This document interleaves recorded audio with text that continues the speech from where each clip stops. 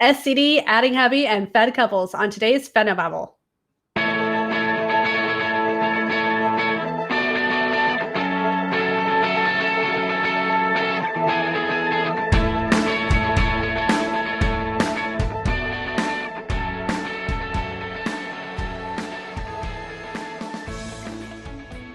Hey, welcome to today's Fenababble, where we take questions from federal employees and make them understandable for humans in under 20 minutes. I'm Cassie Knight.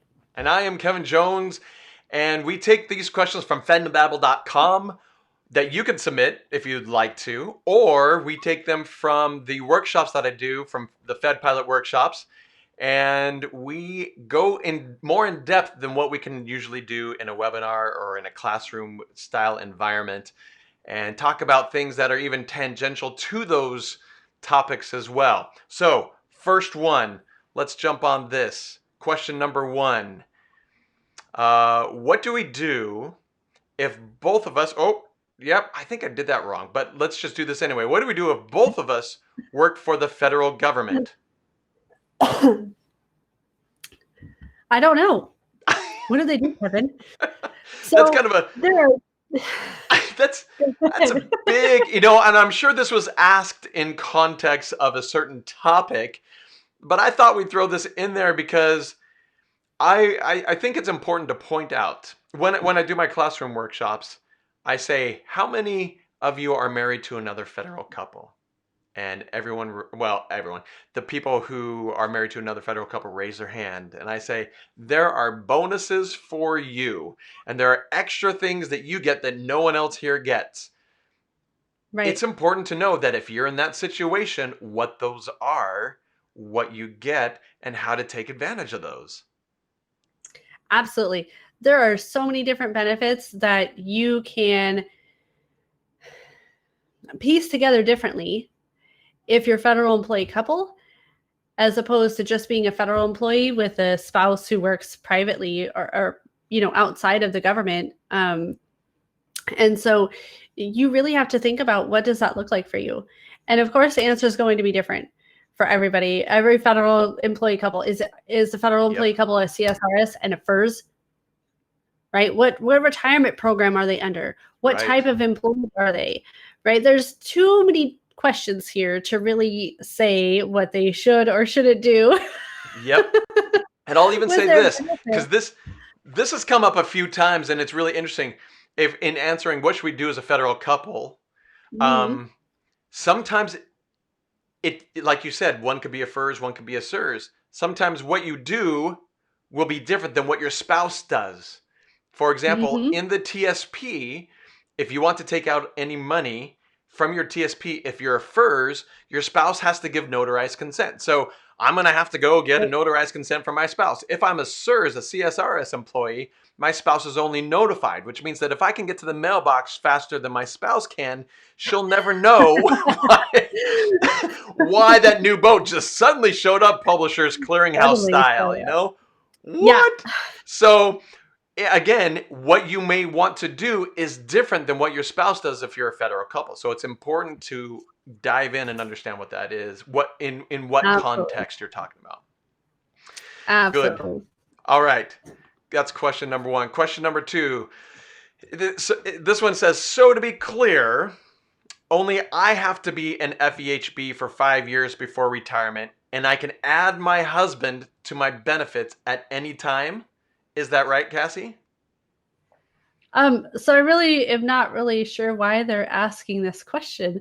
But anyways, I guess essentially, yes, they only have to be in FEHB for 5 years before retirement, obviously, to keep it in retirement, because I think there's like two separate pieces to this question. So let's talk about the first one. Good.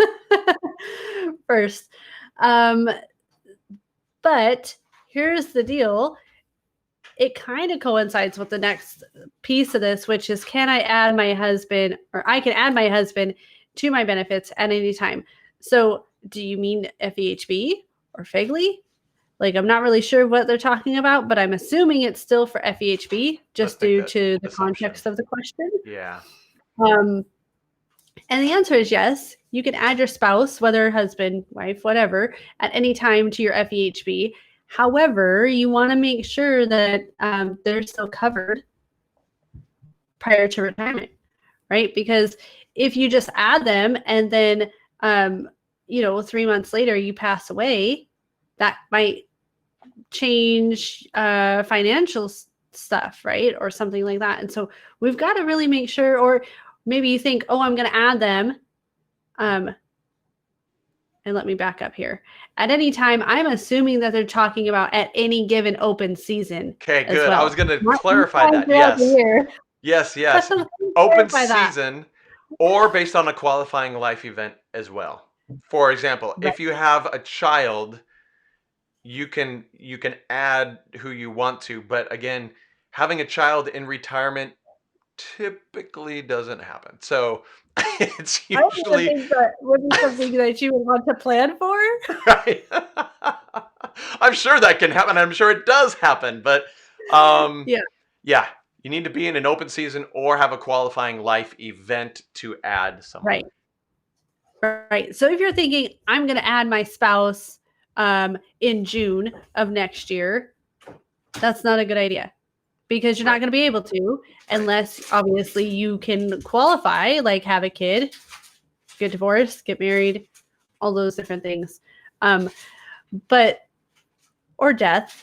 You don't want to add them when they die either. No, you can't. To keep it in retirement. So it depends on if you're going to have them keep it. Like, what does that situation look like? So really, think that through, and don't just think that you can add them at any given time. And obviously, are they going to be relying on your FEHB in retirement?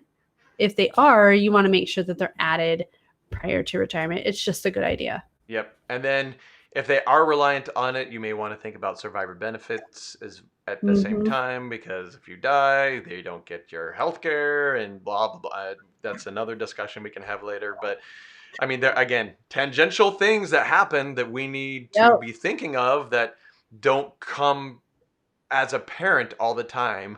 When we have one topic that we're asking about, we need to make sure we're covering everything else around it at the same time. Okay. Yes. Very important. Okay. The next question.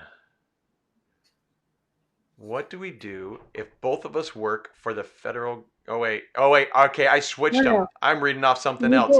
Is the SCD date listed on FERS paperwork accurate? What do you say? I don't know.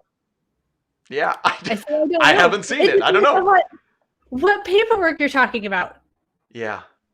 Of what? Okay, are you talking about your LES? Are you talking about your employee benefit statement? Are you talking about your certified summary? Are you talking about your OPM retirement estimate? Like, what are we referring to here? And what SCD are we talking about? Yeah.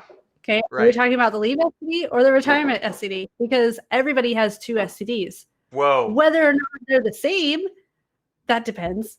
Yeah. Okay, so you're blowing my mind, Cassie. There are multiple SCDs and there are multiple paperworks. What? Yes, there are. Mic drop. I know. Yeah. But here's the thing is that people don't... I'll give you a quick example. There was someone that a federal employee that I knew, that I heard about, who did not know when they went to retire, they were told you don't get a pension at all, period. And what?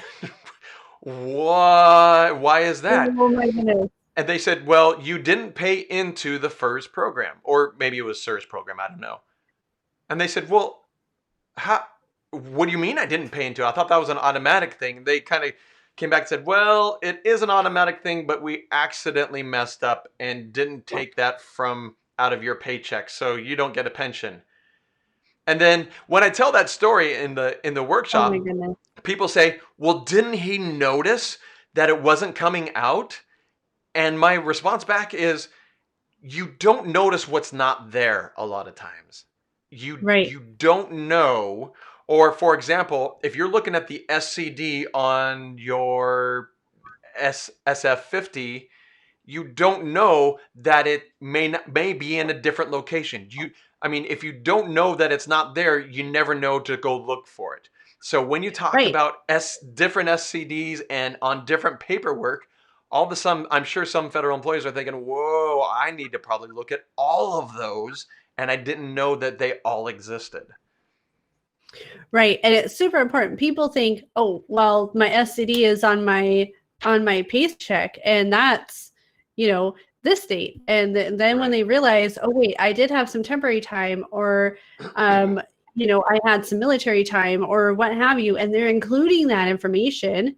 Yeah. And then they're like, why? What do you mean you're only going to, my calculation only includes my 15 or 20 years that I've actually been working for the government, not, or Right. not my temporary service, right? Because maybe they had 5 years temporary time. I know I was working with a postal employee, and she started in the 80s, right? And I want to say 82 or something like that. Well, she was temporary for almost 16 years. Wow. So when not knowing. She knew. Oh, did she? She didn't realize how it was going to affect her pension. Okay. Because when we were calculating out her pension, she's like, what do you mean I only get, $800 a month? And then, of course, you subtract the FEHB. Yep. And the FEGLI. I mean, we were able to get her a life insurance plan, and she reduced her FEGLI. But even still, taking out that FEHB, payment every month, and then she was down to like $500. Yeah. Yep. So here she has worked for the government for over 30 years, getting a $500 pension. Oh, and you're right. I have seen that exact same thing as well, not knowing what it was like. I remember one person in particular saying, "Wait a minute, I've worked for the government for all these years, and all I get are the last 5. I assumed." Mm-hmm. I made the assumption that I would get it all. And maybe not all of it because I was a contractor, but I thought I would get something. No, not at all. Right. Yeah. Right. So sad. Very important to make sure that you're looking at the right SCD. Yeah. For the purpose of it, right? Are you calculating your leave, or are you calculating retirement? What does that look like? And if you need to find out what those both are, then reach out to us, and we'll help you get connected with an advisor in our trusted network who can help you really dive into what those different SCDs are. Is there service time that's eligible for a deposit or redeposit? Did you work part-time, and how does that affect your pension? And really look at those numbers. Yeah. Because our ultimate goal is to bring awareness to federal employees and get them to, and encourage them to take action and be responsible for their retirement plan. Yeah.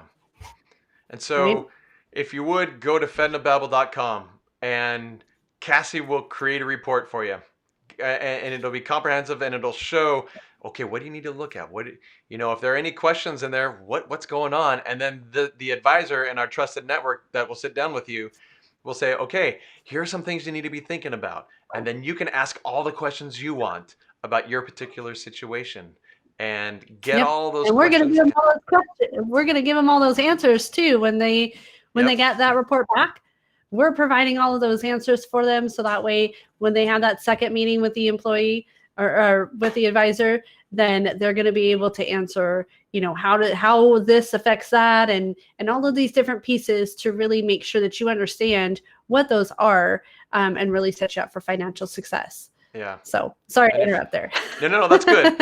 That's just fine. And if you want to submit a question for us to answer because things are complicated, also go to fednababble.com, and you can do that as well. Yes. And again, no cost, no obligation. Our advisors aren't going to give you a sales pitch or anything like that. They simply want you to understand your benefits and see what they can do to help you, if there is anything they can do to help you. Also, please like, subscribe, share with your coworkers, or federal employees, or whoever you've got in your network, and spread the word that we're here. We want to be able to help you guys out. Till next time. Thanks. Bye.